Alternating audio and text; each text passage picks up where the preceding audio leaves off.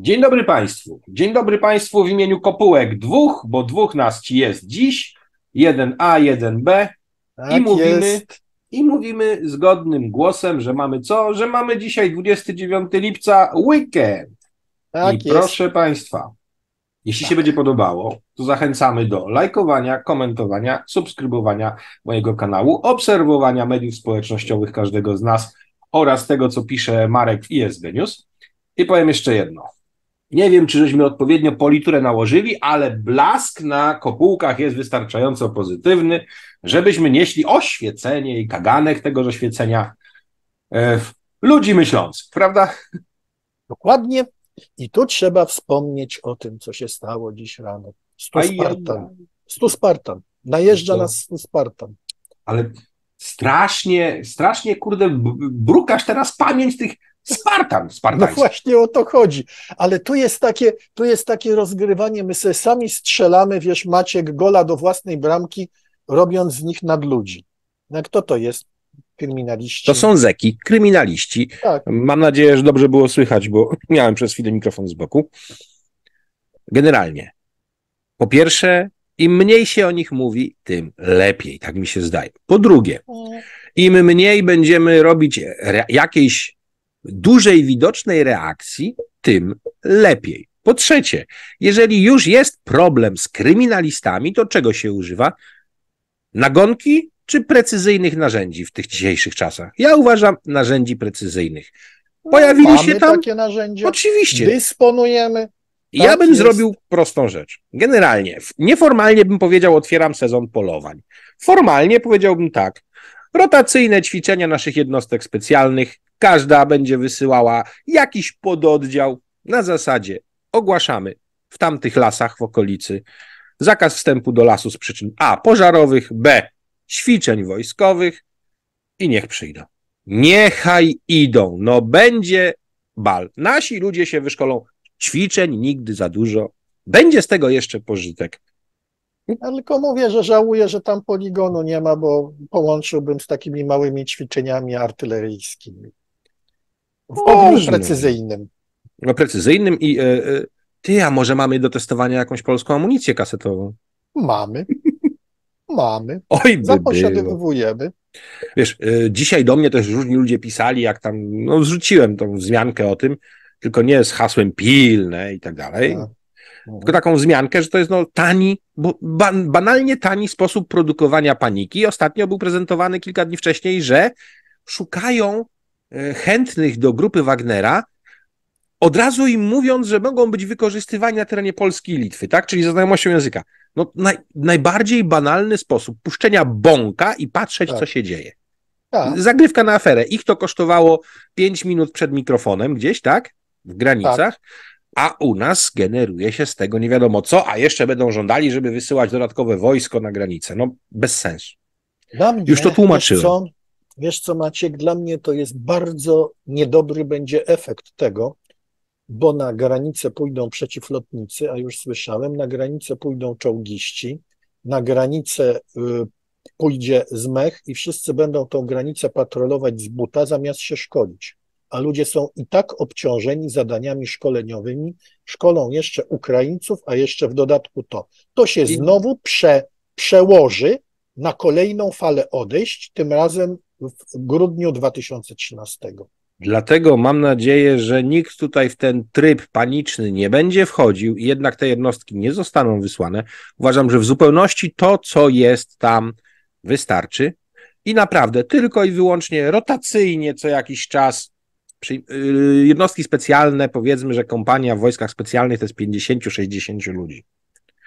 Raz na jakiś czas wysłanie grup o liczebności mniej więcej takiej, żeby tam pochodziły troszkę po lasach. Najwyżej przybędzie kilka bezimiennych grobów, nie wiadomo kogo po naszej stronie, bo w naszych wierzę, że podobnie jak to było rok temu, będą wiedzieli, co robią i jak robią.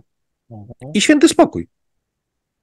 Tak, już za drugim razem nie przyjdą, ale wiesz, co to jest?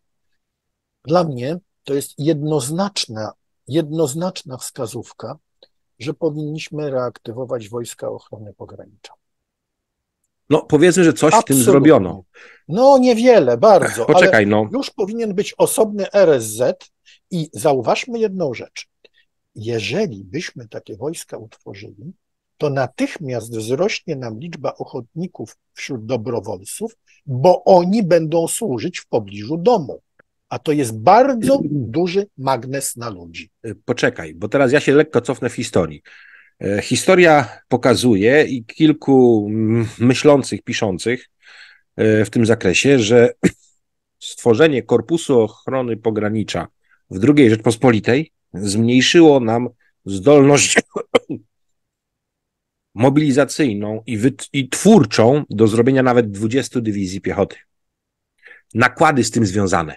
I teraz tak, tu bym troszeczkę nie szalał. Skoro już ten WOT ma mieć wszystkie brygady wzdłuż ściany wschodniej i północnej, tam gdzie jest obwód królewiecki, mają mieć przynajmniej jeden batalion szkolony w tym zakresie jako jednostka ochrony pogranicza, to w tym momencie taki batalion bym tworzył jako właśnie ten składający się ze stałej służby, a nie tylko weekendowców, żeby one tworzyły ten komponent i w tym momencie w tani sposób mamy kordon tego typu batalionów wzdłuż granicy, nie generując nadmiernych kosztów, ale o funkcjonalności takiej, jaką mówisz, i oni powinni mieć właśnie pojazdy typu MRAP, żeby móc i patrolować, i w razie czego wzmacniać Straż Graniczną, tym podobne.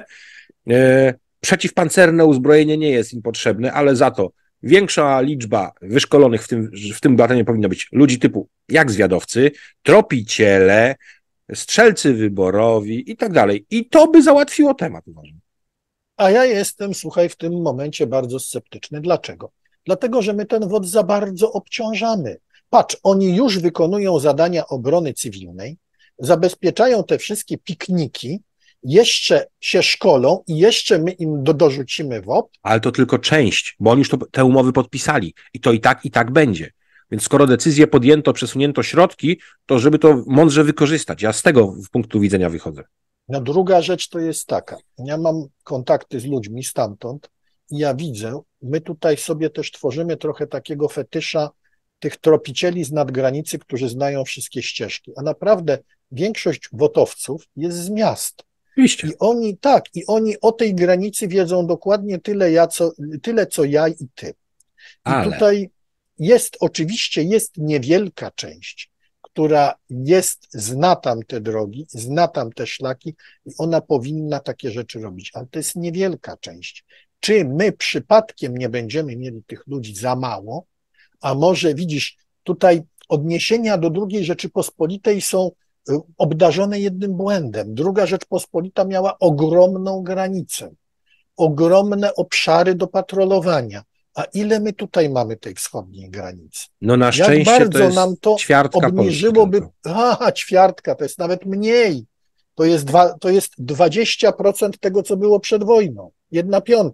No ale mi chodzi już o północną i wschodnią. Tak, nie? I teraz pytanie, jak bardzo byśmy sobie obniżyli zdolności i czy szkolenie ich jako taka lekka piechota i jednocześnie wojska ochrony pogranicza nie byłoby dobrym pomysłem. Bo zobacz, ja teraz widzę, jak wielu wśród dobrowolców odchodzi, dlatego że rzucono ich na przykład spod Przemyśla na Pomorze i oni tam praktycznie rzecz biorąc trafiają do jednostek, w których, Wyrwani z korzeniami zostali. Nawet nie o to chodzi. Przychodzisz do dowódcy batalionu, meldujesz się, mówi, no świetnie, ale co ja mam z panem zrobić? Rozumiesz? I to jest bardzo częste, niestety. Ludzie wytrzymują rok, 2, odchodzą, bo widzą tak, brak perspektyw awansu, siedzenie w hotelu, bardzo infrastruktura nasza jest kiepska, coś trzeba w końcu z tym zrobić, zamiast cały czas na ten temat gadać. Dalej wiesz, brak takiej codziennej, satysfakcjonującej roboty. Mówi mi facet. Zresztą także jak rozmawiałem z Mateuszem, to samo. Rzucili mnie na Pomorze. U Mateusza było 6 godzin, u mojego znajomego 7. 7 godzin papierów, a potem nic. Czy my wiemy, w jaki sposób tych ludzi zagospodarować? Tutaj, wiesz, jest gdzieś jakaś cholerna luka, którą się trzeba zająć zamiast wiesz, dmąć w balonik 300 albo tutaj, wiesz, Znaczy, balonik 100 Sparta. dla mnie nikt nie zrozumie, że należy zmienić pewne rzeczy, dopóki nie nastąpi takie rzetelne pierdolnięcie w wogi. No, wiem, o co ci chodzi. Walnąć w wogi tak, żeby nagle tym wszystkim dekownikom, administratorom, badaczom pisma i słuchaczom płyt chodnikowych nie zapali się pod dupą, kto jest dla kogo, że oni mają zrobić wszystko, żeby jednostka wojskowa, która ma potrzeby szkoleniowe, dostała to wszystko na czas, we właściwy sposób, do niej dostarczone, No tak. to się to nie zmieni, bo administracja będzie ciągle ważniejsza. Ja po prostu mam Administracja, tak prawda. chorobliwą nienawiść do wogów, Prawda. czyli do wrogich oddziałów gospodarczych, Tak. że to mi się w głowie nie mieści. Ile razy, no ostatnimi czasy to głównie na ćwiczeniach, no po prostu, kurde, nie mam tolerancji dla tego środowiska. Dobra, oczywiście, a z drugiej strony przychodzi ci, rozumiesz, taka historia, że po raz kolejny reaktywujemy piórnik Stachowiaka. No na litość Nie no, boską. cały ten łódzki ośrodek służby mundurowej, dałbym im dosłownie 30 dni na pokazanie czegoś, co uratuje im stanowiska i emerytury. Nie wypad.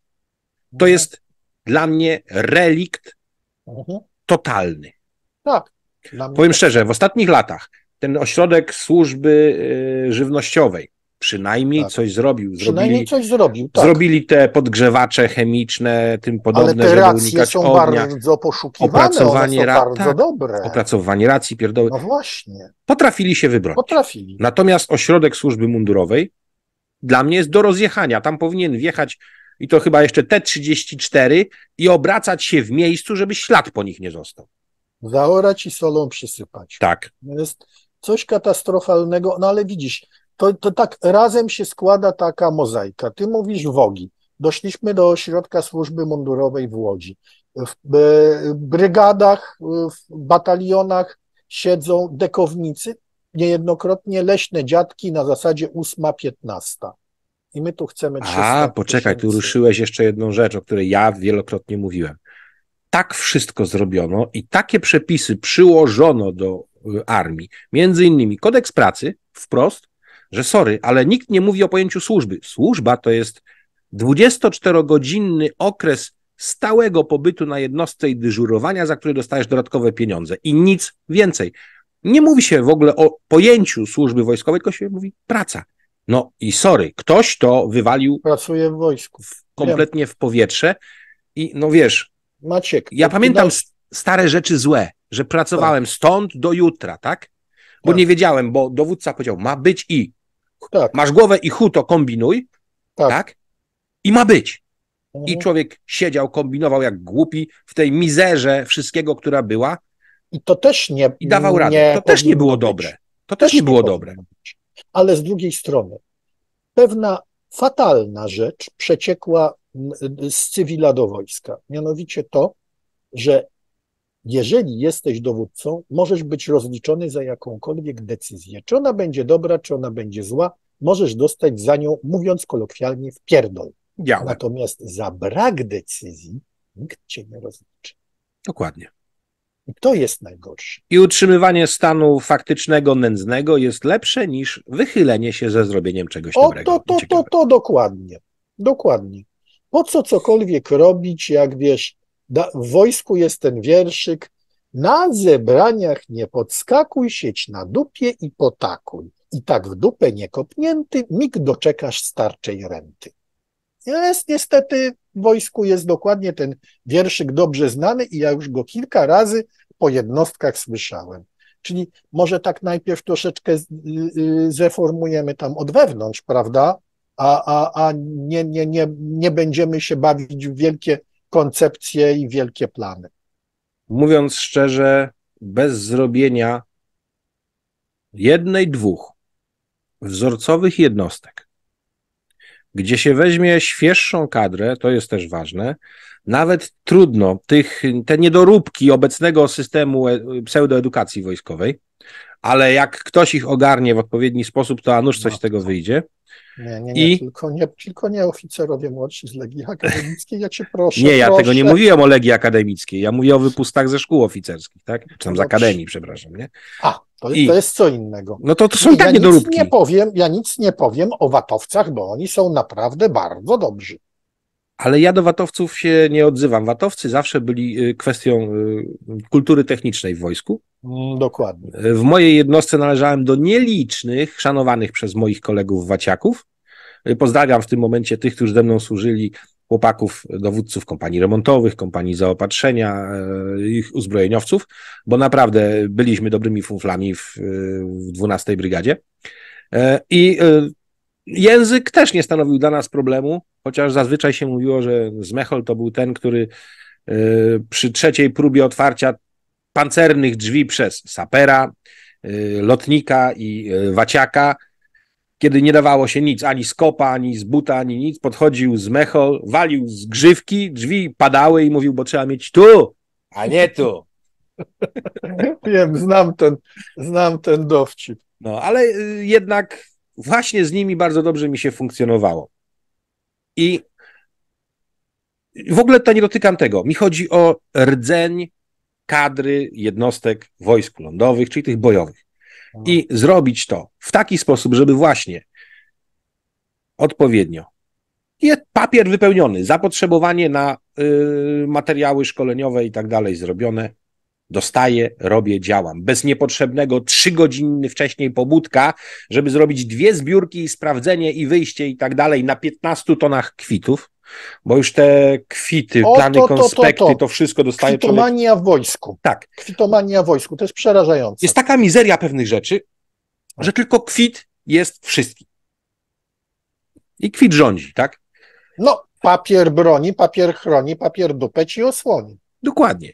I niestety, ale ostatnie 30 lat skupia się wszystko w naszej armii, głównie na tym zjawisku, które tak dobrze określiłeś. I to jest bolesne. Więc zostawmy te żale. Powiem ci tak, zrobimy kiedyś inny program na temat Pojechaliśmy tego, trochę daleko ze względu na tych Wagnerowców, wróćmy w takim razie do nas. Ja myślę, że zrobimy we dwóch, bo to będzie chyba lepiej. Tak. Odcinek wspominkowy najróżniejszych dziwnych historii mchu i paproci, tak zwanych opowieści drzewa sandałowego. Tak jest. Tak, albo a dzisiaj baśni Szeherezatka. Tak. Dobra, a dzisiaj co my tu mamy? No my tu mamy taką ciekawą historię, wiesz, olimpiada będzie, nie? Która i czyja? W Paryżu. A no tak. W Paryżu będzie olimpiada. I któż to na tej olimpiadzie wystąpi? Major Isinbajewa. Ale z czyimi papierami? Gimnastyki. Ale no jak to? No przecież kompletny amator, olimpijka, sportowiec, w Monako mieszka. Ale papiery ma hiszpańskie. Ale co z tego na bezterminowym urlopie z Sił Zbrojnych Federacji Rosyjskiej? Porucznik gimnastyki Nikita Nagorny, porucznik pływania Jewgenij Ryłow. Wszyscy oni są etatowymi żołnierzami Sił Zbrojnych Federacji Rosyjskiej. Któraż to Federacja Rosyjska napadła na Ukrainę. I Międzynarodowy Komitet Olimpijski nie godzi się na żaden bojkot Rosjan, bo się nie godzi, bo to biedni zawodnicy i amatorzy. To już nie jest hipokryzja. Ja mam proste pytanie. Już jest. Tak, ale dlatego mam właśnie proste pytanie. Zapach pieniędzy. Chamski zapach brudnych pieniędzy. Nie powiem, z czego Gazpromu. Tak. Ale zadam pytanie inaczej. To przepraszam, czy my mamy jeszcze takie coś jak w ogóle państwa, które mają jakąkolwiek siłę sprawczą, żeby były w stanie pierdolnąć w organizacje skupiające, no, między innymi te państwa, żeby one zaczęły sobą coś poważnego od nowa stanowić, bo od dłuższego czasu dla mnie MKOL jest synonimem brudnego biznesu, tylko i wyłącznie. Tak. Powiem szczerze, tam, gdzie będą polscy sportowcy w tych dyscyplinach, które lubię, Może się zmuszę, żeby obejrzeć, ale nie Tak, jestem tego dokładnie. nawet pewien. Nie tam, Natomiast nie co tam, do natomiast zasady, nie tam, gdzie będą Rosjanie. ani ceremonii otwarcia, ani ceremonii zamknięcia, a może i w ogóle nie będę tego oglądał. Ktoś powie, no ale to brak szacunku dla polskich sportowców. Dlatego powiedziałem, tam gdzie mnie to interesuje i będą polscy sportowcy, rozważę to, pewnie obejrzę. Ale cała reszta dla mnie nie istnieje. Nie kupię żadnego gadżetu związanego z olimpiadą Nie, w sytuacji, na pewno nie. kiedy takie coś się dzieje. I w ogóle powiem, jakiekolwiek turnieje sportowe, w których będą występowali Rosjanie albo drużyny rosyjskie, moja noga tam nie postanie. Mam jeszcze za to zapłacić? Mowy W nie życiu Warszawy. Maciek, jeszcze gorzej, bo tutaj mi napisali ludzie z Francji, że najbiedniejszy jest Paryż, bo już mer Paryża usiłowała tutaj doprowadzić, praktycznie rzecz biorąc, do tego, żeby z olimpiady tych sportowców wykluczyć. I MKOL zagroził Francuzom, że w takim przypadku na co najmniej dekadę będą w ogóle wykluczeni od jakichkolwiek imprez sportowych, w których bierze udział MKOL. Dla mnie to jest najwyższa pora, żeby dokonać administracyjnego przez odpowiednio dużą grupę państw rozwiązania tej skorumpowanej organizacji. A kolejka takich do rozwiązania jest długa, zaczynając od futbolu, bym powiedział. O tak, zdecydowanie. I jeszcze, żeby było ciekawiej, to znajomi Szwedzi mi piszą tak, słuchaj, okej, Rosjanie, ale czy ty wiesz, że prawie cała ekipa chińska to są ludzie armii? Okazuje się, że tak, prawda. Jest dokładnie to samo z Chińczykami. Ale Dokładnie Chińczycy w mamy tym ten sam momencie problem. nie prowadzą wojny. Nie, są agresorami, ale Tak. jeżeli już chcemy mieć ekipę, która jest ekipą olimpijską i sportową, to na litość boską ona nie może się składać w 90% z żołnierzy. I tu się cofamy do tego, co opisał kiedyś Suworow w swoich książkach. Jednostki specjalne rosyjskie dzieliły się na jednostki specjalne, potem były jeszcze wybitnie specjalne, a nad tym wszystkim jeszcze byli sportowcy klasy olimpijskiej, prawda? Dokładnie. Takie coś opisywał. Dokładnie. I to samo jest w Chinach. To samo jest w Chinach. Ja rozumiem, że Ale na wiesz, przykład uczciwie mówiąc, żołnierze mogą występować w konkurencjach strzeleckich. No siłą rzeczy, No prawda? No, hipicznych ale- kiedyś jeszcze, tak. nasi Tak, oficerowie w hipicznych, Berlinie. Tak, tak. Ale jeżeli się okazuje, że pływacy to są żołnierze, nawet ludzie w skokach do wody, jeżeli się okazuje, że biegacze to są żołnierze, no to na litość boską, czy to są światowe igrzyska wojskowe? Ale, mój drogi, uczciwie trzeba przyznać, że u nas sportowcy, powiedzmy zawodowi, jak nie złapią sobie jakiegoś sponsora, to albo muszą liczyć na stypendia państwowe, albo jest nędza. Oglądałem kiedyś program z Pawłem Znaczy Fajtkiem, wiem, o co ci chodzi, którego ale jestem pamiętaj, wielkim fanem. no, ale pamiętaj, że to są oficerowie rezerwy, że oni są tam, znajdują się w tym sporcie na zasadzie, prawda, na zasadzie tutaj wstąpił do wojska, ponieważ miał jakiś tam obowiązek wojskowy, no i on tam, prawda, został jako oficer rezerwy. Nie do końca, Ale wiesz? my mówimy o oficerach służby czynnej. Właśnie, podoficerach służba w czynna Chinach. to jest co innego, W Chinach. tak, u nich to jest I to samo w Rosji. tak. Natomiast u nas w klubach wojskowych, a Zawisza Bydgoszcz chociażby, czy Był. też centralny, znaczy kiedyś to był Centralny Wojskowy Klub Sportowy, Legia się Tak, usamodzielniła, a CWKS. teraz jest jakoś troszeczkę się inaczej lekko No, nazywa. jest prywatna. Tak, Jest ale prywatna, trochę także inaczej się tutaj nazywa tak, ten tak. klub. To jest po części sposób na to, żeby finansować bieżąco naprawdę dobrych sportowców, ponieważ polski system wspierania sportu jest niewydolny i za słaby. Pamiętam, że kiedyś Fajdek Dobrze. opowiadał historię te ze zgrupowania, to tamto. Słaby czas na nawet prowadzenie życia rodzinnego, tak? Bo cały czas gdzieś zgrupowania, czy jakaś diamentowa liga, czy coś. I on mówi, że mają nawet taki swój dowcip. Za co walczysz, drogi sportowcu, tak mówiąc jeden do drugiego? Za żarcie. Za żarcie wiem, Bo to jest Wiem. dualistyczna wartość. Bo to, co wiem. dostają, to stypendium, wystarcza tylko na żarcie i jednocześnie jakoś pieniądze dostaje, więc jednak powinien walczyć za żarcie, czyli tak gorliwie walczyć. Nie? Tak, za żarcie, tak. Więc To jest jeden dowcip, a z drugiej strony jeżeli rosyjski bloger, milbloger wali takim dowcipem, że jest, wiesz, hotel w Paryżu i widzą tam, wiesz, członka ekipy rosyjskiej, który tak chodzi z tym swoim bagażem po korytarzu. Wania, a co ci się stało? No, Iwanow wyrzucił mnie z pokoju. No jak to on tak mógł? No tak, bo ja jestem tylko porucznikiem, a on jest majorem. Dysonans, tak. No, i Oficer tak to starszy i wygląda. młodszy. No ale No. w każdym razie to jest dla mnie niewielka rzecz, jaką może akurat w tym wypadku Ministerstwo naszej Obrony robić, wspierając polskich sportowców, bo na przykład Sofia Enaui też jest Zośka też jest, żołnierzem, oczywiście, tak? że tak, jak najbardziej. Wspaniała biegaczka.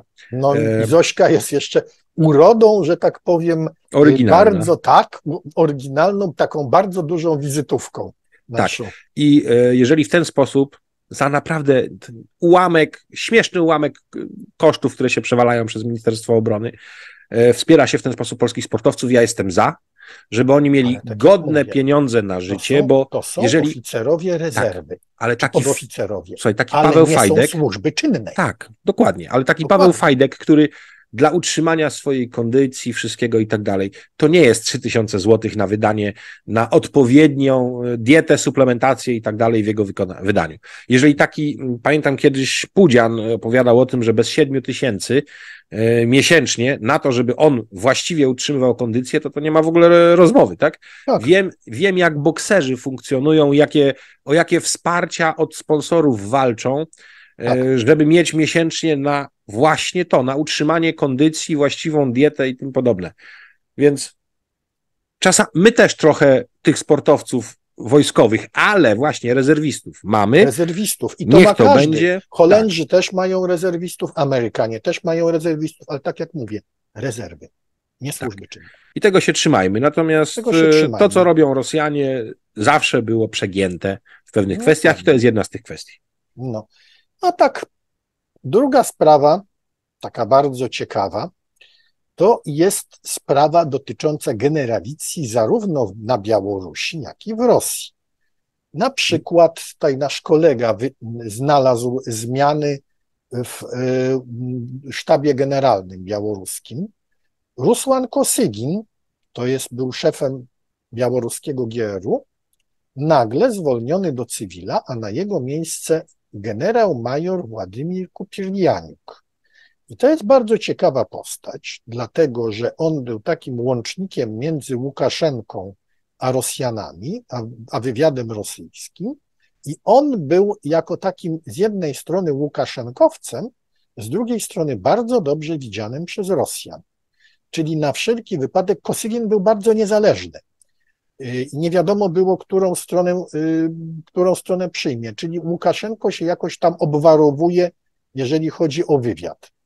Dalej, szefem inspekcji wojskowej Gorbatienko, generał-major, natomiast szefem sztabu zachodniego okręgu dowództwa operacyjnego został tylko pułkownik Aleksandr Mawrenow.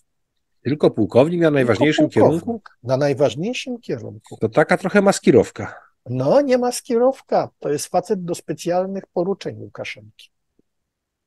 I jeszcze pułkownik? I tak, dlatego właśnie pułkownik.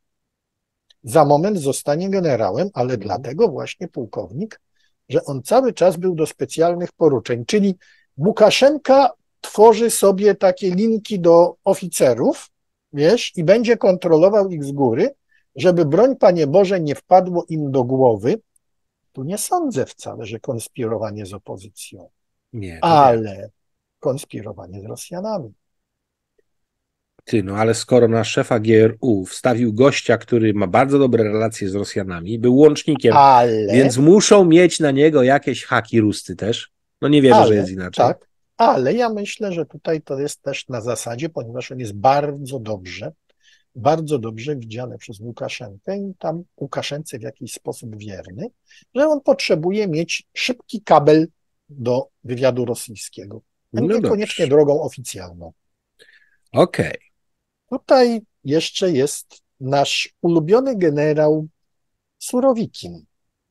Surowikin, Wypłynął? się okazało, znaczy wypłynęły jakieś szczegóły, które mówią o tym, że powinien napisać specjalny raport dla komisji, która została założona przez Szojgu, i ta komisja będzie się zajmować dotychczasowym przebiegiem wojny na Ukrainie. Czy to przypadkiem nie jest tak zwana samokrytyka do wygłoszenia? To jest jedno, natomiast wyraźnie wskazuje na jedną sprawę. FSB nie jest zaangażowana w sprawę, a przecieki mówią, że idzie w kierunku niewłaściwego wykonywania obowiązków, że jak na razie nie było mowy o tym, żeby padł zarzut łapówkarstwa, a takie zarzuty padały, więc po pierwsze, FSB nie chroni swoich ludzi. Po drugie, jeżeli taki raport zostanie napisany, to kogo on tak naprawdę obciąży? Nie Surowikina. Gerasimowa. Tak, dokładnie. Dowódcą operacji w tym momencie był Gerasimow.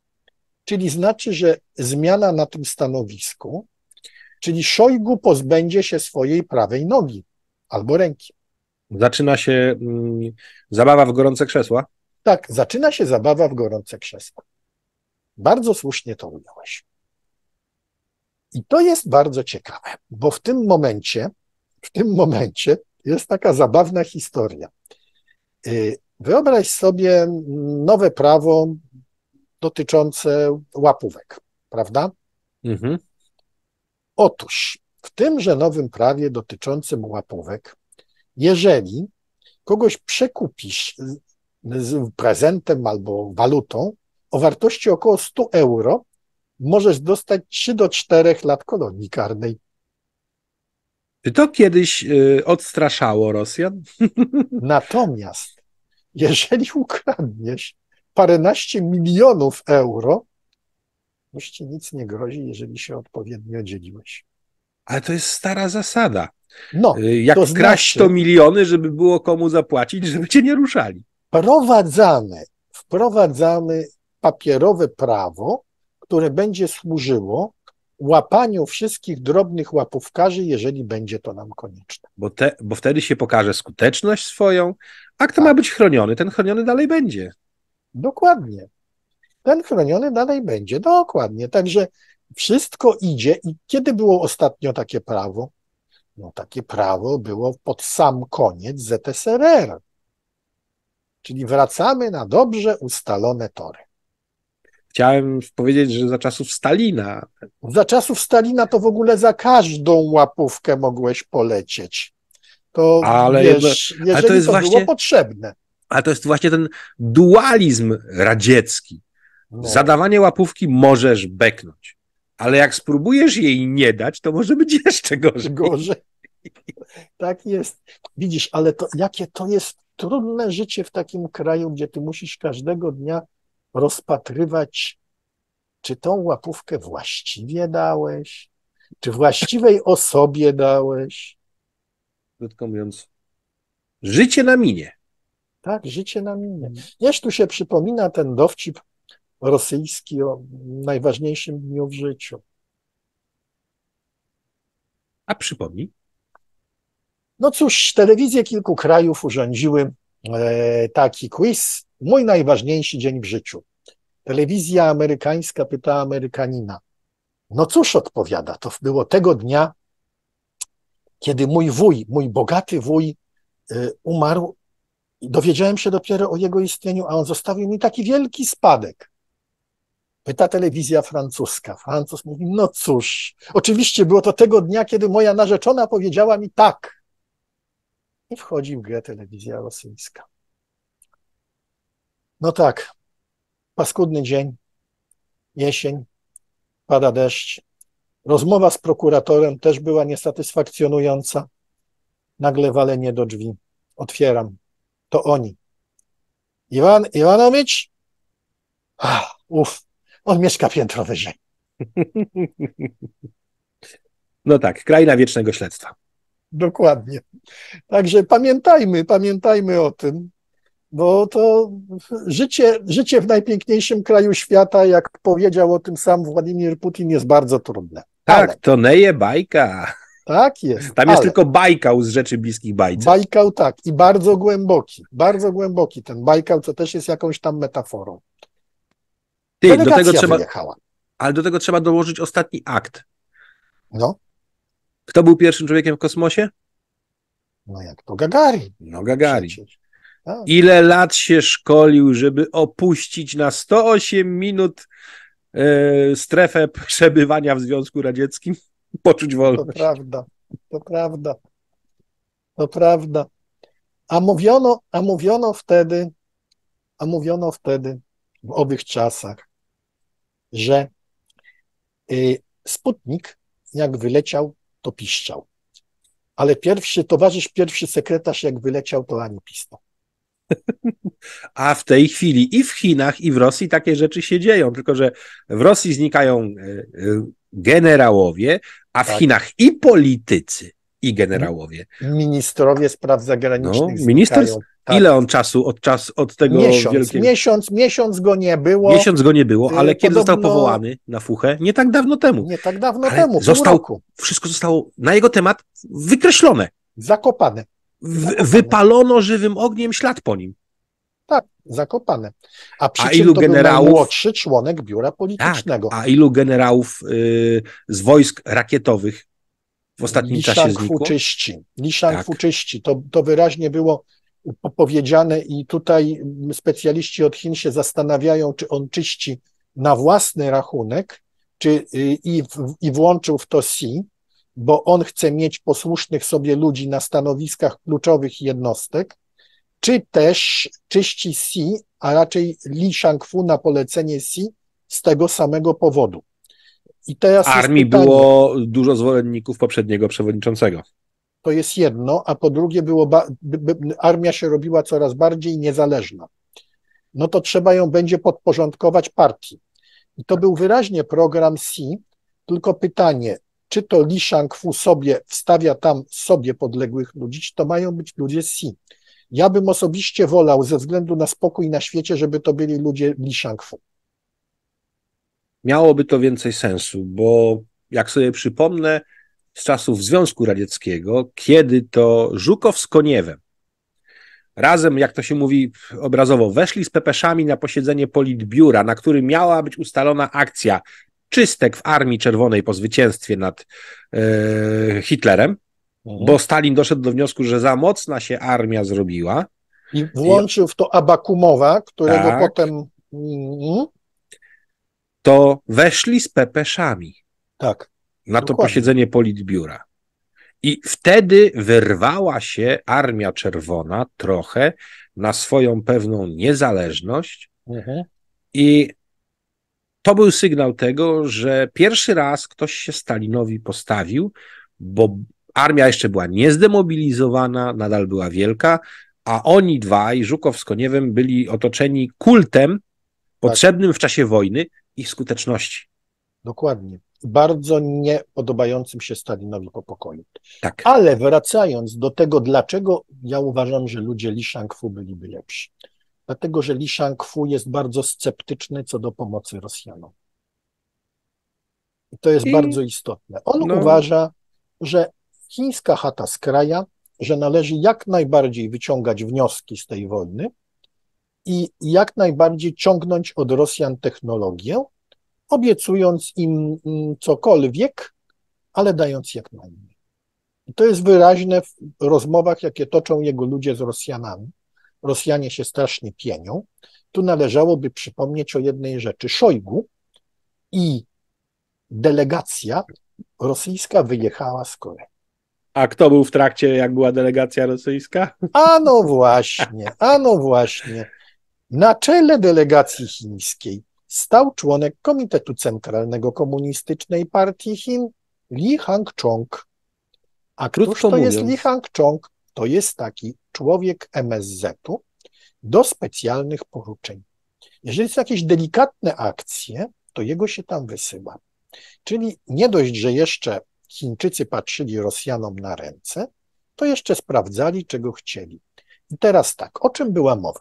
Mowa była, czego chciał Szojgu, bo to już przeciekło. Przeciekło, że chciał dostaw. Na początek 100 tysięcy pocisków artyleryjskich 152 mm, 80 do 100 tysięcy pocisków artyleryjskich 122 mm, lufy 152, 122, pociski niekierowane 122 mm oraz, uwaga, opcjonalnie 1000 czołgów Pokpung-ho. Dlaczego? Dlatego, T-60, że one są, tak, to są T-62. Ich klon T-62. Ich klon T-62. I co z tego dostanie? Na pewno nie czołgi. Nic.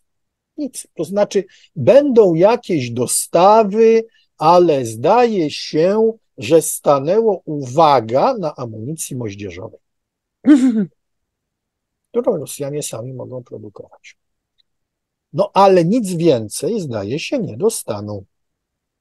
Krótko mówiąc, Pekin się nie zgodził. Tak to trzeba nazwać. Pekin po to tam wysłał swoją delegację, Oczywiście. która powiedziała nie. A dlaczego Pekin mógł powiedzieć nie? Dlatego, że Pekin żywi Kimów. Tak. Żywi Nie Rosja. Kimów, Pekin przejmuje żywi nadmiar Kimów. kobiet z ich społeczeństwa na potrzeby zaspokajania potrzeb matrymonialnych własnych obywateli i tak dalej.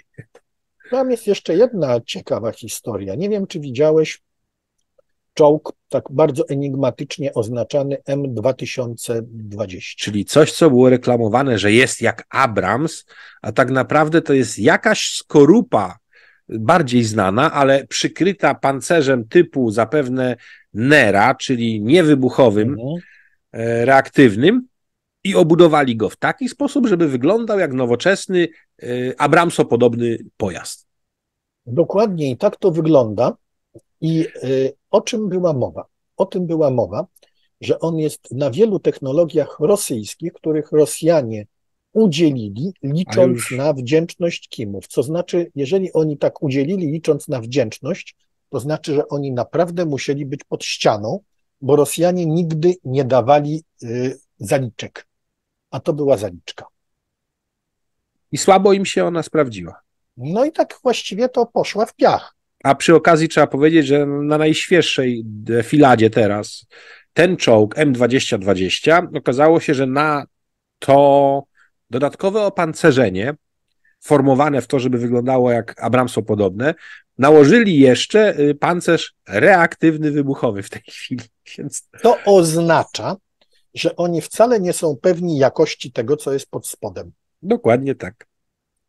I uzbrojenie to jest oczywiście 125, przy czym napisano... Pewnie ta starsza wersja oczywiście. Napisano wprost derywat rosyjskiej armaty, której to nie wiadomo. Derywat.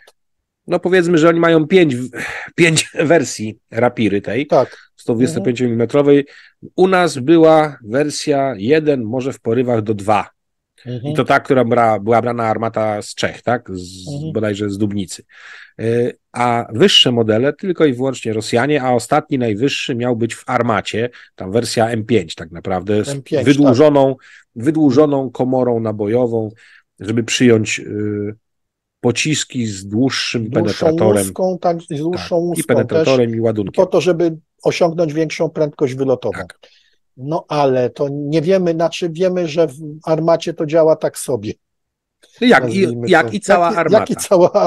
Jak i cała armata. Także tak to w tej chwili wygląda. Za to mamy następne wielkie zwycięstwo rosyjskie. Wielkie zwycięstwo rosyjskie, które polega na tym, że Katar skieruje $100 milionów na pomoc dla Ukrainy.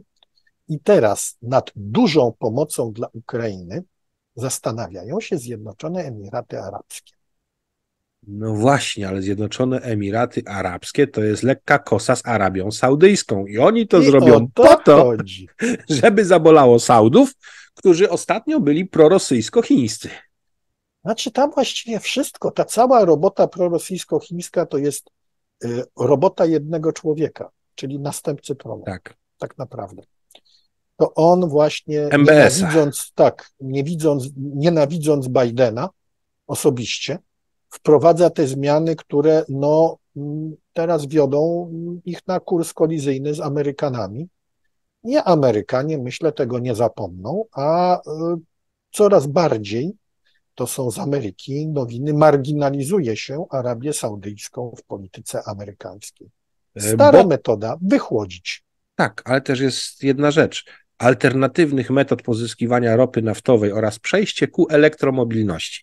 Wielkie pieniądze na odnawialne źródła energii i tak dalej spowodują, że uzależnienie od saudyjskiej ropy w Stanach będzie stopniowo spadać, idąc ku zanikowi. Cześć jak czapka. Teraz taka zagadeczka mała dla ciebie i dla naszych W słuchaczy. sensie, że gimnastykę mi robisz intelektualną. No dobrze. Jak myślisz, ile największe koncerny samochodowe wydały na elektromobilność i ogniwa paliwowe do tej pory? Ale to w Pośpiesz ostatnim roku, czy w ogóle? Nie, w ogóle. Ostatni raport się ukazał w tej chwili. Będę o nim pisał. No dobrze, są to jakieś miliardy dolarów, ale ile? Nie wiem, może wydały razem z 50 miliardów. 1,2 biliona dolarów. Biliona? Biliona na To szczerze wszystkie mówiąc... światowe wszystkie firmy, światowe. Tak, wszystkie światowe, liczące się firmy To nie widać produkujące tego. samochody. Nie, właśnie powoli. Dlaczego? Dlatego, że zaczynano z bardzo niskiego poziomu. I tutaj fundamenty były układane. I te fundamenty zostały ułożone. Teraz tak. To ten fundament Porsche, właśnie płonie u wybrzeża Holandii. bo dlaczego? Dlatego, że cały czas trwają roboty przy zrobieniu takich akumulatorów, które mogą wytrzymać ekstremalne temperatury. I po to ten bilion został wydany. I słoną wodę. I słoną wodę. I po to ten bilion został wydany.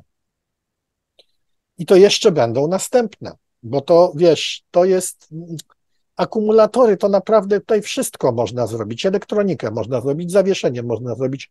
Tutaj elementem najbardziej newralgicznym są akumulatory. I to cały czas będzie robione. Albo ogniwa, ale ogniwa paliwowe chodzą na wodorze i to już jest zupełnie inna bajka. Ale czasami się też mówi na akumulatory, się mówi ogniwo jako takie, nie? Tak. Czasami zamiennie stosowane. Ale w każdym razie, tak jak powiedziałeś, odchodzenie od paliw kopalnych trwa, zwłaszcza od ropy naftowej. Ciekawa historia następna. Rosyjskie Tu-95 MS, gdzie przedwczoraj był wielki 12 alarm. sztuk ich chyba 12 sztuk. zebrali. Nie, w ogóle nie wystartowały. Teraz ci powiem. Ale poczekaj, popatrz, ilu wyskoczyło, żeśmy przedwczesny, przeeksploatowany koniec ich wywróżyli. Rzucano się do nas straszliwie o to. Ja olałem to, brzydko mówiąc, bo brakowało mi trochę danych, ale potem się okazało, że to właśnie Tu-22M3 głównie odpalały wszystko. Dokładnie. Tak? Dokładnie. A nie 95. Ja o tym pisałem i okazało się, że z tego wszystkiego 95 wystartowało 4, przy czym nie wiemy, czy to nie były 2 95 i 2 Tu-142. Tak, czyli samoloty z floty zajmujące się zwalczaniem okrętów podwodnych. Dokładnie, tak. Bo tam detaszowano przynajmniej 2, a można było nawet 4.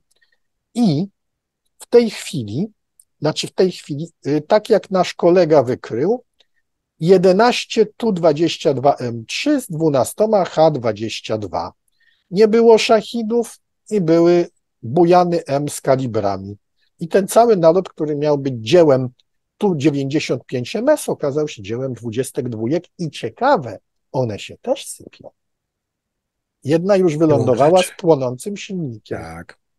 Silniczek się przypalił. Bądźmy szczerzy, Tu-22 M3 to było coś, co specjalnie nazwano tak, żeby Amerykanie kiedyś myśleli, że to jest tylko lekka modernizacja. To był kompletnie nowy płatowiec i wszystko względem Tu-22. Tak, dokładnie. Zwykłych Tu-22 już nie ma. Nie ma.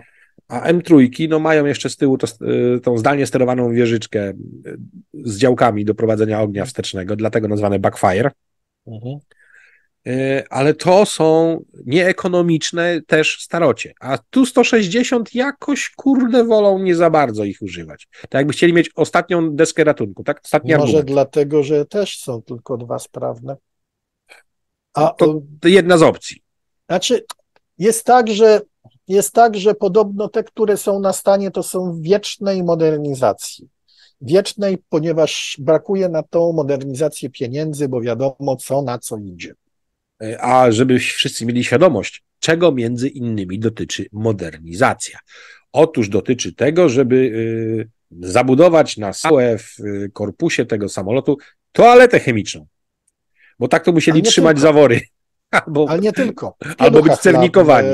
Latali. Tak. Ale nie, tam nie tylko zresztą. Tam chodziło też o to, żeby wreszcie one miały pełny glass cockpit, bo tak miały to zestaw instrumentów analogowo-cyfrowych. Czyli 599 różnego rodzaju zegarów, wskaźników i innych budzików. I 2 ekrany, które miały coś tam robić jako LCD, jako Tak. ten. No to jeżeli to miał być super nowoczesny rosyjski bombowiec, no to tak trochę nie bardzo, nie? Dopiero ta modernizacja miała im dać funkcjonalny glass cockpit. Kiedy właściwie glass cockpit został wprowadzony jako taki w lotnictwie pasażerskim? O ile dobrze pamiętam, pierwszym samolotem, który z tym latał, był Airbus A300. Coś Kawałek takiego. czasu temu. No około 20 lat glass cockpit Nawet już. więcej, nawet No. chyba już więcej. Także trochę się Rosjanie spóźniają, nawet nie tylko w stosunku do Amerykanów czy do zachodniej Europy, ale także w stosunku do Chińczyków, którzy już te glass cockpity nawet w swoich starych Harbinach wprowadzają. A przypomnijmy, podstawą lotnictwa strategicznego bombowego Chin są samoloty H-6, czyli tak naprawdę głęboko już zmodernizowane Tu-16, jeszcze starsze niż Tu-22M3. Ależ oczywiście, że tak. Ależ oczywiście, że tak. To znaczy, że uwaga, samoloty 3 generacje do tyłu w stosunku do Tu-160 mają glass cockpit. U Chińczyków już. No właśnie. No właśnie. Oj, długo można opowiadać o niektórych abstrakcjach, absurdach i No, na przykład nieporozumieniach mówisz rosyjskich. abstrakcje, absurdy, prawda? Czy ty wiesz, że Rosjanie twierdzą, że zniszczyli 11 000 ukraińskich czołgów? I pojazdów opancerzonych. W ten sposób to fajnie nazywają, bo dzięki temu zawsze się mogą wyłgać, ale były razem liczone. Tak, tak, widziałem. A ile samolotów? 457, słuchaj. Ja rozumiem, że to 57 to jest od ich marzenia o samolocie generacji 5 Su-57, żeby był operacyjny. A ale 4 z przodu się przyplątała. Popatrz. Ale w życiu bojowych maszyn lotnictwo ukraińskie tyle nie miało i nawet razem z tym, co dostało w prezentach, tymi migami 29 i Su-25 od innych krajów, w tym od Polski, też nie ma szans, żeby tyle zgromadzić. Znaczy jest możliwe, że w końcu wydamy te ostatnie migi Ukraińcom. Ostatecznie pewnie tak. Ja myślę, że jeżeli teraz te testy FA-50GD pójdą jako tako, no to wtedy rzucą to wszystko i będą naszych przeszkalać z MiG-ów 29 na te gap-filery. Gap-filery, bo inaczej tego nazwać. Czyli zapchaj dziury, żeby było jasne. Zapchaj dziury. Znaczy stajemy się największym, że tak powiem, krajem o największej ilości samolotów szkolno-bojowych w całym sojuszu. Wiesz, jeśli jeszcze PAL-6 gdybyśmy centrum przykład, szkoleniowe dla kilku NATO, armii. Dla NATO, to byłoby coś. Tak. Dęblin jako, prawda, centrum szkolenia plus jeszcze coś. Na przykład Dęblin z Rzeszowem razem, no ale teraz Rzeszów. Na przykład jeszcze w Malborku, bo oni będą się z 29 na 50 pewnie przesiadali. Potencjał pewien jest w tym Rzeszowie, no bo tak, Politechnika Rzeszowska zawsze była prolotnicza, tam jest też ten klaster, Dolina Lotnicza, tym podobne, no ale teraz Rzeszów, Jasionka są oblężone na inne potrzeby i tam nie będzie gdzie wcisnąć lotnictwa szkolnego, żeby tam korzystali z tego. No też prawda.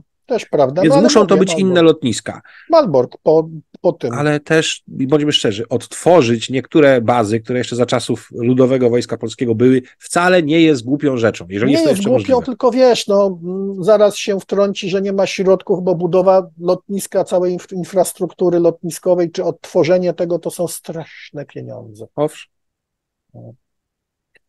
Ale No niby remonty są droższe niż budowanie od nowa czasami, ale te bazy, które byłyby do wykorzystania, długie pasy startowe i to robione z płyt po to, żeby można je było w razie czego szybko odtwarzać przy zbombardowaniu i tak dalej, to jest jeszcze. Jest No jeszcze dokładnie. możliwe do wykorzystania. I ja bym tutaj nie stawiał na tym kreski. Absolutnie. Ty, ale wiesz, No. myśmy dzisiaj jeszcze tak naprawdę dobrze do Ukrainy nie dotknęli. No właśnie tutaj w ogóle ja myślę, że nazwiemy ten odcinek refleksje wokółwojenne. Tak. Gawenda ekspertów dookoła tej wojny, refleksje. Tak jest, dokładnie, dokładnie. I co, chyba zakończymy omówieniem sytuacji na froncie, Tak, prawda? szybkie omówienie sytuacji na froncie. No to rzucaj mapę. A od czego można zacząć? Zaczniemy od Ale odcinka od ogólnego- bachmuckiego. Tak, ale ogólne hasło uważam. Ogólne hasło to jest tak. Mamy w tej chwili, oczywiście o żadnej ofensywie mowy nie ma.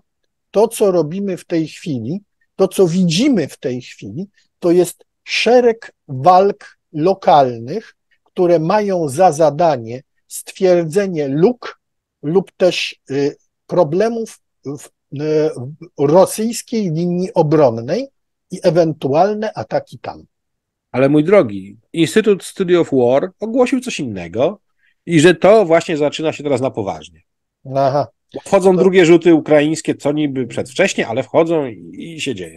zaraz mi cały czas brakuje tych 10 brygad, które nie wiadomo gdzie, a ISW to już trzeci raz tą ofensywę ogłasza. Także ja do ISW miałbym tylko jedną staropolską radę. Znaj proporcje, mociumpanie. To prawda. No, Można ich posłuchać, można ich poczytać, ale Tak trzeba jest. to filtrować. trzeba to filtrować. No, wiemy, że tak. Wiesz co, pozwolisz jeszcze wtrącę jedno Tak. zdanie. Przepraszam widzów w tym momencie, jeżeli się wkurzają, ale takie coś tam padło.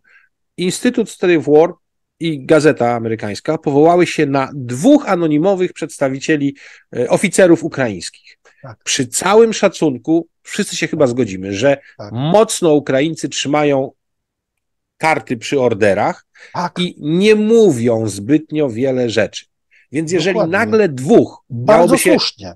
rozpróć, to Tak. znaczy, że to jest działanie celowe. I jeżeli Celowe. na tym oni Tak. oparli to, że mówią, że właśnie wchodzimy w nową fazę tej ofensywy, to ja bym bardzo z tego powodu uważał, bo nie wierzę w to, żeby tak szczelni dotychczas Ukraińcy nagle zaczęli frywolnie sobie opowiadać. Koniec. 100% racji. 100% racji. I jeżeli się takie rzeczy mówi, to ma się w tym pewien cel. Tak. Więc od czego będziemy patrzeć? Kliszczyjówka. Jesteśmy w Kliszczówce. Tak, Proszę. Kliszczyjówce, która tam trwają ataki. Wczoraj Rosjanom się udało zająć północną część Kliszczyjówki, W mocnym ale, kontrataku. tak, ale ten kontratak został powstrzymany i poszedł ukraiński atak na Andriiwkę oraz na północ od Kurdiumivki, gdzie wyraźnie Ukraińcy osiągnęli powodzenie. Tu jest Andriiwka, prawda, ładnie. Andriiwka, Tak, i Kurdiumivka. tu na północ od Kurdiumivki chodzi o ten obszar i tu bardzo ładnie Ukraińcy osiągnęli powodzenie, przesunęli 2 kilometry prawie linię frontu. Tak, To doszli jest do właśnie- linii kolejowej. Tak, i to jest właśnie o czym mówimy. Zdobycze rzędu 1,2 kilometra. Jeżeli chodzi o odległość, a nie powierzchnię Mhm. terenu. Dokładnie, ale pamiętajmy, że walki na tego typu liniach obronnych kilometr, 500 metrów potrafi zadecydować o następnym przebiegu walk na tydzień albo nawet miesiąc. Tak, bo w tej chwili, załóżmy, gdyby na odcinku między północną częścią Kurdiumivki przez Andriiwkę do Kliszczówki udało się włamać, sięgając tu po Odradiwkę, to by znaczyło, że w tym momencie Opytne albo muszą w całości obsadzić, żeby bronić południowych podejść do Bachmutu, również od razu Zajcewe, albo będą wchodzić głębiej Ukraińcy, sięgać dalej, aby obejść zwłaszcza tę Wesołą Dolinę i w zależności od ukształtowania terenu, które tutaj nie do końca dobrze widać, obchodzić głęboko od południa sam Bachmut, zmuszając Rosjan do wycofania. Mnie tu pachnie atakiem na Mikołajówkę, o czym się Tak, od Radiwka, mówiło, Mikołajówka, tak. tędy I przejście. w kierunku Zajcewy Tu i mamy Węszyny. Zajcewę. Tak, I wtedy Węszyny. Tak. Rosjanie będą naprawdę w ciemnej D. Bardzo. Po prostu, tu jest cały czas gra na to, żeby Rosjanie musieli opuścić Bachmut. Tak, żeby go nie trzeba było zdobywać. Nie, żeby go nie trzeba było, bo po co? Po to, żeby jeszcze dodatkowo Rosjan upokorzyć. Zostawiliście tyle trupów w tym Bachmucie i co? I na co wam przyszło? Że musicie się z niego wycofać? Klęska, bez wątpienia, niesamowita klęska prestiżowa. No, można by to porównać do tego, że wchodzi w czasie obiadu do głównej sali jadalnej Kremla jakiś misiaczek, podchodzi do Putina i wali go po pysku. Dokładnie. Dokładnie. Teraz może byśmy przeszli w kierunku Awdijiwki. Idziemy więc na południe w kierunku Awdijiwki, która ciągle jest klinem wbijającym się w ugrupowanie rosyjskie. Dokładnie. I tam trwają cały czas ataki rosyjskie, które Ukraińcy kontrują.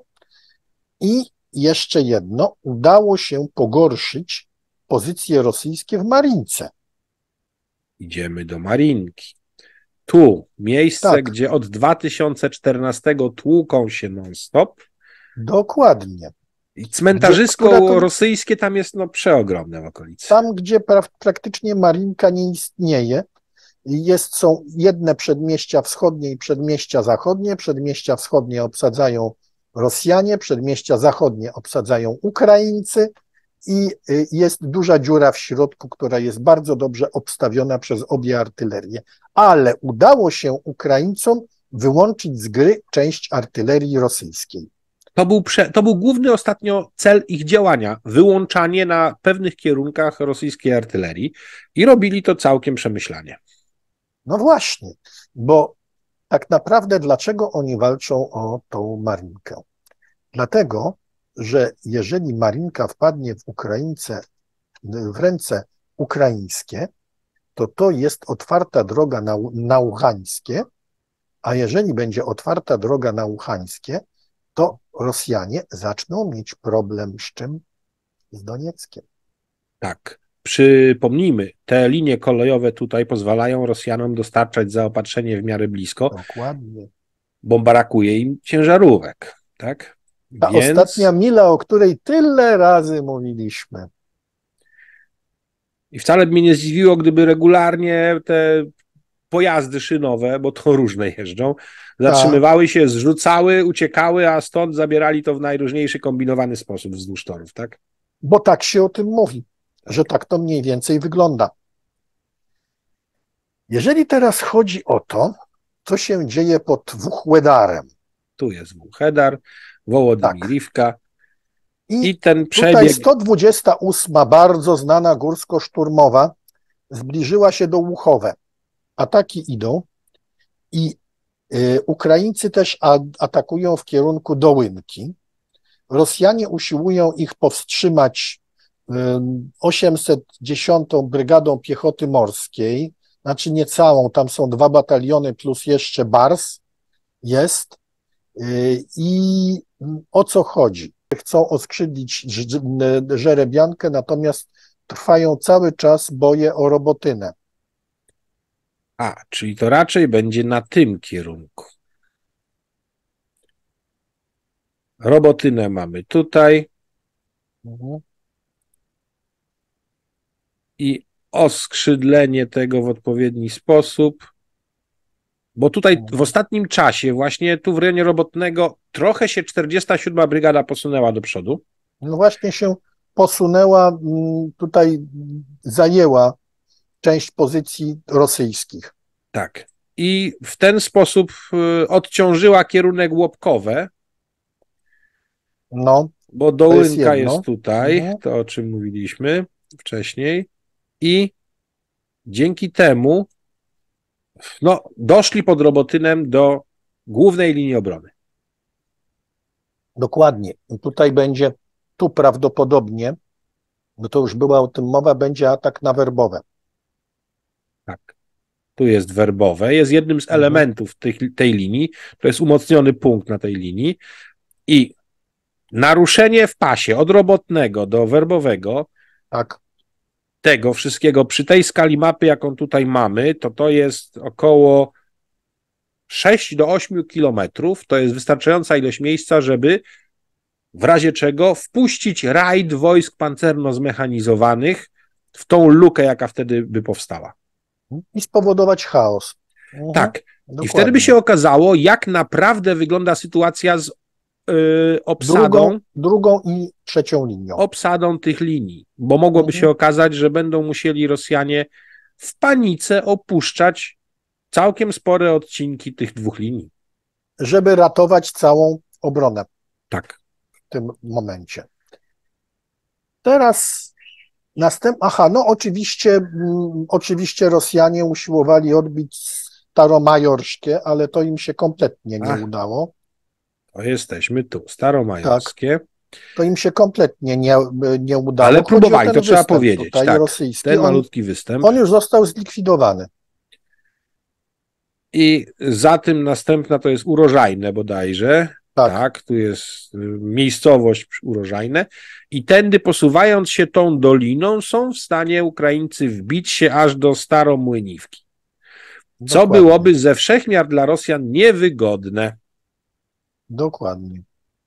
Dlatego, że w tym momencie mieliby naprawdę duży problem z linią obrony, którą tak naprawdę to groziłoby na tym odcinku przełamanie. Tak. Mocno się starali o to przełamanie Ukraińcy. Pojawiły się tutaj pododdziały rzekomo z 9 i 10 Korpusu, czyli te drugorzutowe, rezerwowe. Ja ich nie widziałem bezpośrednio zaangażowanych. Ty może widziałeś któreś elementy? Też nie. Natomiast informacje o tym, że brygady z tych korpusów się pojawiły, są potwierdzone, ale nie widzimy ich w tej chwili, jeżeli chodzi o użycie. Ale to zostawmy, niech sobie sztab ukraiński decyduje co i jak. Co w do końcu ich walka. odcinka chersońskiego, tam była ciekawa sprawa, bo tam są rajdy sił specjalnych ukraińskich i między innymi zdobyły przyczółek za rzeką Konka, po czym z tego przyczółka się wycofały niepokojone. I tak, ta rzeka Konka, ona gdzieś tutaj sobie... Tak, płynie. O, tak, tędy ona płynie. Tak. I tu było to przejście przez Konkę. Tak, oni tutaj zdobyli przyczółek, po czym niepokojeni się wycofali. Bo gdyby ktoś nie wiedział, ten cały most Antonijewski to jest taki ciąg. Zaczyna się tutaj na Konce, jak ona tędy biegnie też. Już potężne wiadukty to wszystko. Następnie przechodziło to w most Antonijewski, żeby przejść na drugą stronę głównego nurtu Dniepru. Tu są te wszystkie jeszcze wyspy, delty całej Dniepru. Tu są bagna, tak. Tak, więc to jest cały kompleks estakad, mostów, tego wszystkiego. I uchwycenie tego, a końcowo musieliby aż tutaj jeszcze tą odnogę i ten port tutaj, przystań Konka, to złapać. Gdyby rzeczywiście tutaj weszli, byłoby to bardzo, powiedziałbym, świetnym ruchem ukraińskim, ale jest praktycznie niemożliwe do wykonania ze względu na obustronne takie obrzucenie się minami narzutowymi, że jeszcze chyba ze 2 tygodnie one będą czekały na autodestrukcję, tak? Bardzo prawdopodobnie. Albo na wyłączenie się, bo to są, jeżeli w reżimie 30-dniowym na maksa nastawione, to tak to będzie. Natomiast jeżeli oni tutaj zdobyli to tak jak była potrafili mowa, przejść, oni przyczółek i się z niego wycofali, to znaczy, że jest szykowana jakaś operacja i to niekoniecznie sił specjalnych. Czyli co ci mówi, że takie Dieppe zrobili?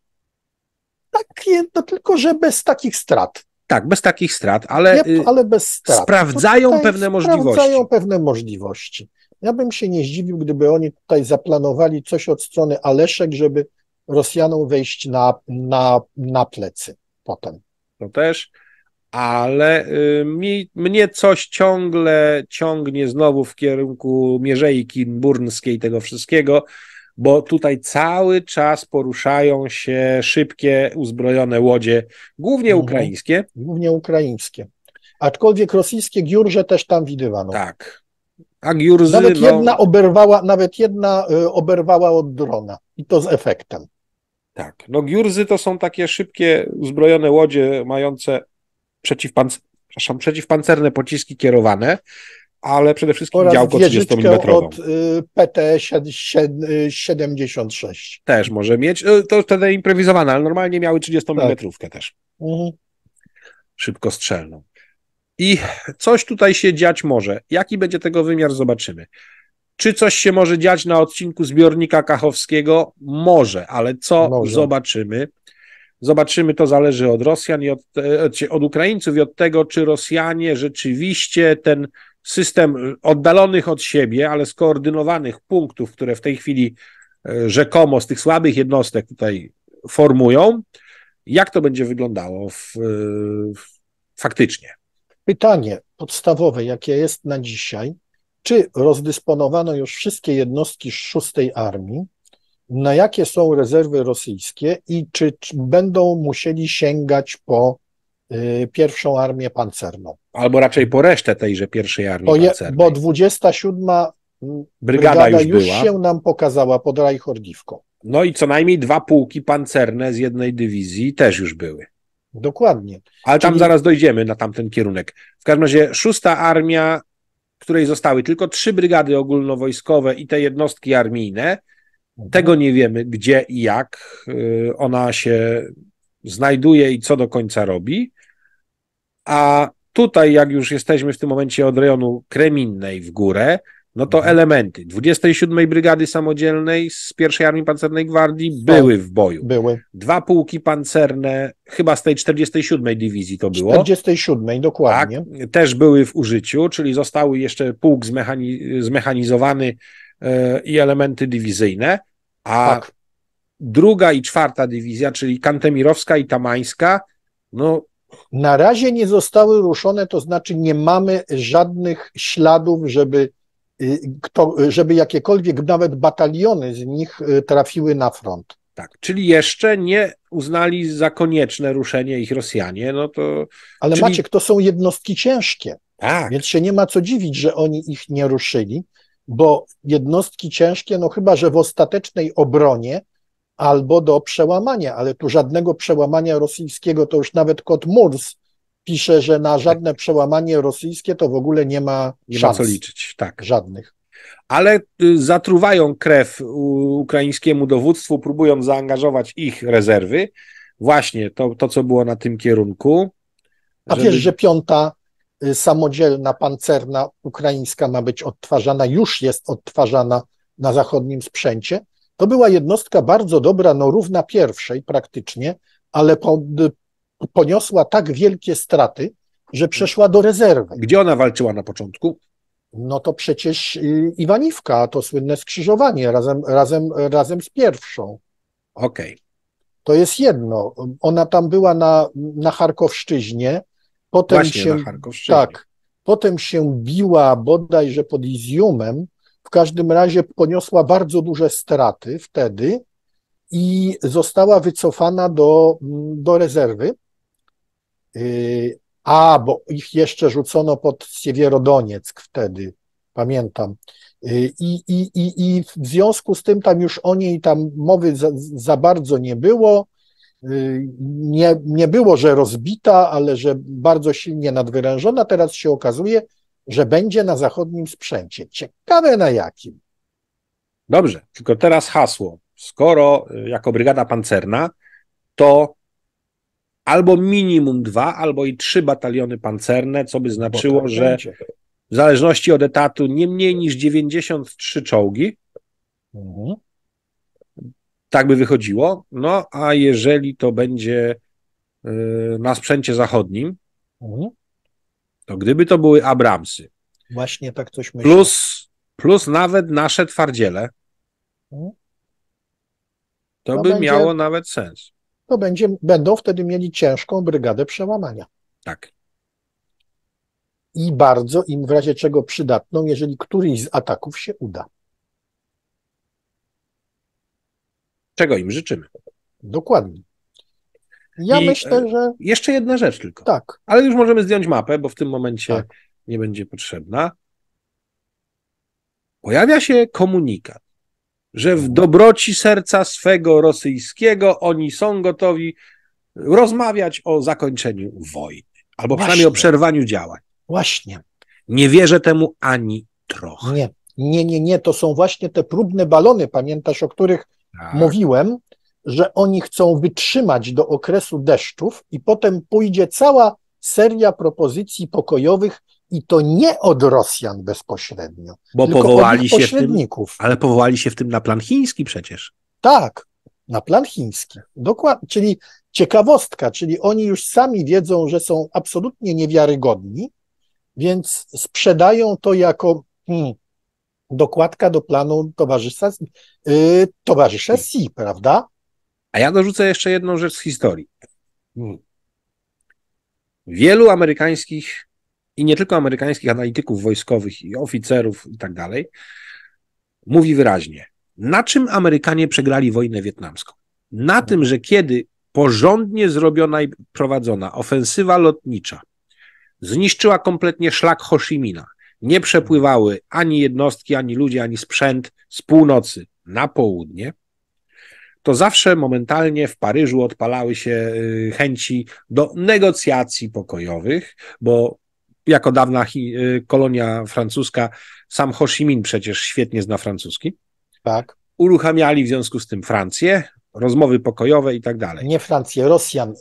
Rosjanie też, ale Rosjanie na terenie zaczynali to na terenie francuskim, ale zaczynali wtedy te rozmowy jako tacy tutaj pośrednicy niezależni i słuchaj, ja jestem przekonany, że tutaj to spotkanie, ten szczyt afrykański miał także służyć stworzeniu kanałów komunikacji ze swoimi afrykańskimi aliantami, którzy będą przekazywali też propozycje jako i różne chórek. inne, tak jako chórek państw afrykańskich, tak jak Ramposa pojechał wtedy, pokój zaprowadzać.